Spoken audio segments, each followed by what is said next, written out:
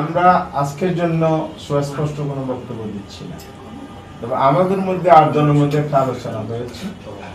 আমরা সবাই মিলে আন্দোলনও করছি এবং আমরা সমঝোতার ভিত্তিতে ইলেকশনে যাব, এরকমটা আমাদের আলোচনা হয়েছে। চূড়ান্ত ফয়সালাটা আমাদের শীর্ষ বৈঠকের মাধ্যমে আনুষ্ঠানিকভাবে আসবে। 8 দলের বাইরে আরো দল আসবে কিনা এটা আমরা আলোচনা চালিয়ে যাচ্ছি। ফ্যাসিবাদ বিরোধী ইসলামী গণতান্ত্রিক দেশপ্রেমিক যত শক্তি আছে সবাইকে নিয়ে আমরা ইলেকশনে পার্টিসিপেট করতে চাই। এই দল আমাদের উন্মুক্ত আছে। এনসিপি আপনাদের এই 8 দলের পরে আমি বিশেষ কোনো দল বলছি না, এখানে বিএনপি এনসিপি এভাবে বলছি না। আমরা বলছি যে নীতিগতভাবে যারা ফ্যাসিবাদ বিরোধী আন্দোলনে ছিলেন এবং দেশকে ভালোবাসেন, দেশের স্বাধীনতা সার্বভৌমত্ব এবং সংস্কার মনে করেন, যারা সংস্কারের বিরোধিতা করে নিবি নিয়ে তাদের সাথে ঐক্য হওয়ার সুযোগ নেই। তারপর আমরা বলতে পারি আপনাদের পরিধি বাড়ছে, পরিধি বাড়ার সম্ভাবনা আছে।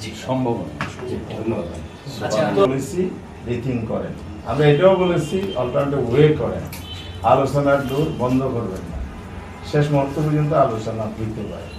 দেশের সাথে জনগণের যেটা যৌক্তিক হবে এটা আপনারা করেন। ওনারা এখনো বলেন না যে আজকে ইলেকশন কমিশন আমরা দিয়েছিলাম, কোনো সদুত্তর আমরা পাইনি। একই দিনে গণভোট, একই দিনে জাতীয় নির্বাচন কে ম্যানেজমেন্ট করবে, কোনো ধরনের বক্তব্য কিন্তু উপস্থাপন করতে পারেনি, কোনো ধরনের রিপ্লাই ওনারা দিতে পারেন না।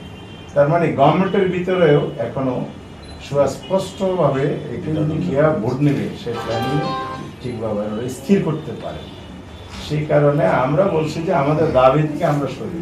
তবে হ্যাঁ, গভর্নমেন্ট একটা গ্যাজেট করেছে, গভর্নমেন্ট একটা ডিক্লার দিয়েছে, ভাষণ দিয়েছে, এটাকে আমরা নির্বাচন সঠিক সময় হওয়ার জন্য এখনো মাঠে ময়দানে আছি, দাবিও জানাচ্ছি, প্রস্তুতি নিচ্ছি। এই সমাবেশ, মিটিং, মিছিল সবকিছু কেন ফেব্রুয়ারিতে নির্বাচন টাইমলি হবে, সুষ্ঠু হবে, যথাযথ হবে, মানুষ যাতে ভোটের রিফ্লেকশনটা হয় এই জন্যে হবে।